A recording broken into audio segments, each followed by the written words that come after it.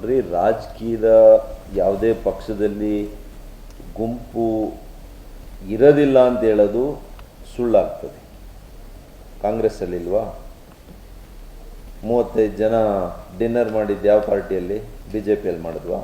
New year party. ಅದು deputy chief minister foreign ಕಳಿಸ್ಬಿಟ್ಟು ಇಲ್ಲಿ ಯಾರು ಮಾಡಿದ್ರಪ್ಪ? ಯಾಕೆ ಮಾಡಿದರು? ಇನ್ನು ಡೆಪ್ಟಿ CM ಆಗುವಂಥ ದಿನಗಳು ಹತ್ರ ಬರ್ತಾ ಇದೆ ಅಂತೇಳಿ ಮಾಡಿದ್ದಾರೆ.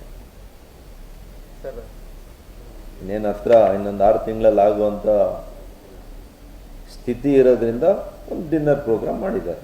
ನೋಡ್ರಿ, ರಾಜಕೀಯದ ಯಾವುದೇ ಪಕ್ಷದಲ್ಲಿ ಗುಂಪು ಇರೋದಿಲ್ಲ ಅಂತ ಹೇಳೋದು ಸುಳ್ಳಾಗ್ತದೆ. ಕಾಂಗ್ರೆಸ್ಸಲ್ಲಿ ಇಲ್ವಾ? 35 ಜನ ಡಿನ್ನರ್ ಮಾಡಿದ್ದು ಯಾವ ಪಾರ್ಟಿಯಲ್ಲಿ? BJPಯಲ್ಲಿ ಮಾಡಿದ್ವಾ? New year party. ಅದು ಡೆಪ್ಟಿ ಚೀಫ್ ಮಿನಿಸ್ಟರ್ ಫಾರಿನ್ ಕಳಿಸ್ಬಿಟ್ಟು ಇಲ್ಲಿ ಯಾರು ಮಾಡಿದ್ರಪ್ಪ? ಯಾಕೆ ಮಾಡಿದರು?